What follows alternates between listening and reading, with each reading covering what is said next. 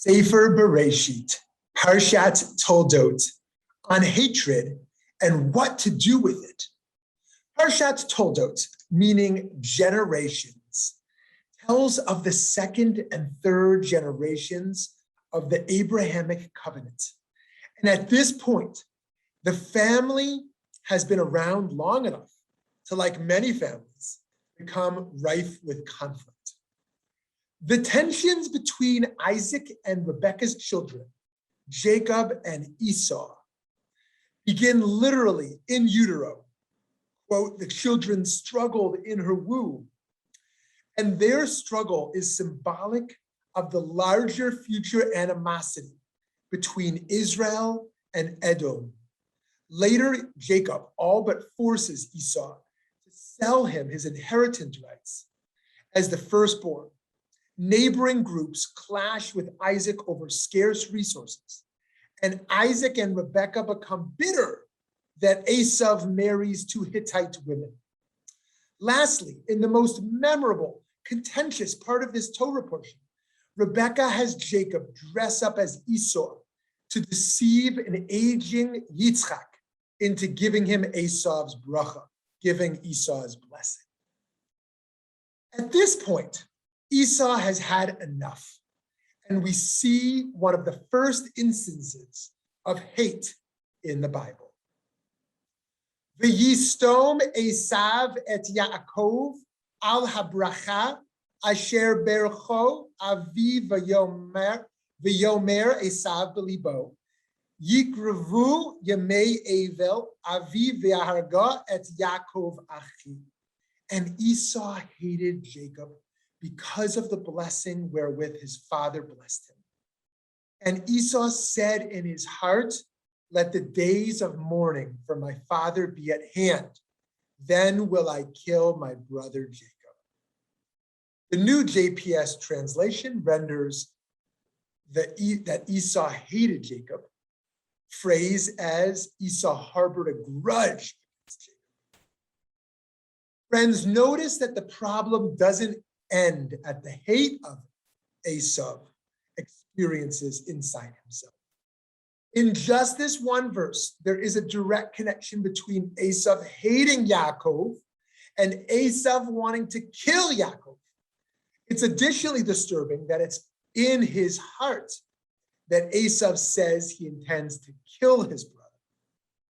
All this talk of hate and hearts and grudges is evocative of a famous part of Leviticus, of Vayikra. It's easy to remember the commandments. You shall love your neighbor as yourself. V'yahavta l'reacha kamocha. But we tend to ignore the sentences attached to it just before. Lo tisna et achicha bilvavecha, hocheach tochiach et amitecha, v'lo tisa elav chit. You shall not hate your neighbor in your hearts. Rebuke your neighbor, but incur no guilt because of him. Lo tikom velo titor et b'nei amecha, v'yahavta l'reacha kamocha ani Adonai. You shall not take vengeance or bear a grudge against your countrymen. Love your neighbor as yourself. I am the Lord.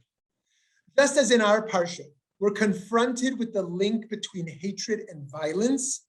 In Vayikra, we're shown the similarity between hatred and grudge bearing as the antithesis to the all-important love your neighbor as yourself mitzvah. But what does any of this actually mean? Rashi, relying on Sifra Kedoshim and Tractate Yoma, defines the acts of taking vengeance and bearing a grudge as follows. Here's Rashi. If one says to another, lend me your sickle, and he replies, nope. And the next day, the latter says to the former, lend me your hatchet. And he retorts, nope, I'm not going to lend it to you, just as you refuse to lend me your sickle. This is vengeance. And what is bearing a grudge? If one says to another, lend me your hatchet, and he replies, nope. And on the next day, he says to him, lend me your sickle, and replies, here it is, I'm not like you, because you would not lend me. This is called bearing a grudge, because he retains enmity in his heart, although he does not actually avenge himself. As we explore here in innumerable circumstances, it is our actions that mean more than our intentions. But here the tradition says that doing the right thing is not enough. We must also remove the hatred from our hearts. In Parshat Toldot, we see a tangle of contempt. Perhaps Isaac and Rebekah toward Esav's wives, perhaps from Rivka and Yaakov toward Esav for his rights as the firstborn, perhaps by Esav towards Yaakov for twice taking what belonged to him. Commandments and ethical principles aside, it's not unreasonable that Esav was angry because he felt wronged.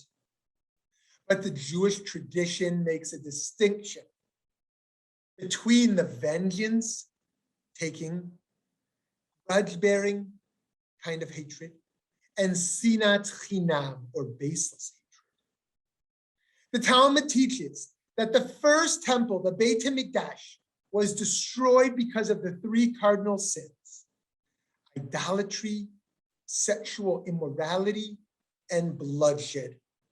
But the second temple, Beit Sheni, it says in Masechet Yoma, in the Talmud tractate Yoma, was destroyed despite the people's observance of commandments and acts of kindness, because sinas chinam, baseless hatred.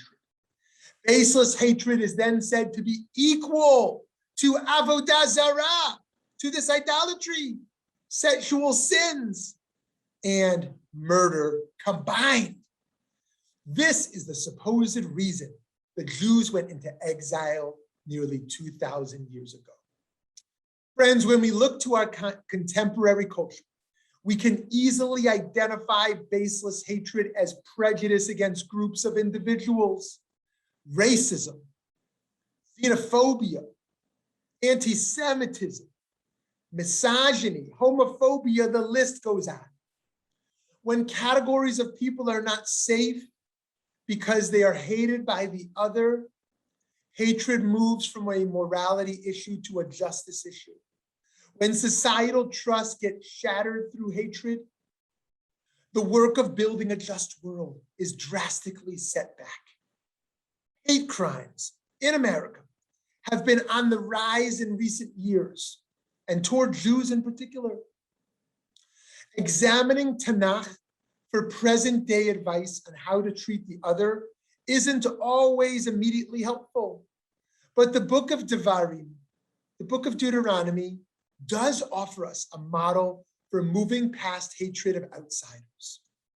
The descendants of Esau grow to become the enemy Edomites, and the Egyptians, of course, hold the Israelites as slaves. But in the final book of the Torah, we're commanded, you shall not abhor an Edomite, for he is your brother. You shall not abhor an Egyptian, because you were a stranger in his land. Friends, today we ought to extend this duty to loving and accepting all who need our support.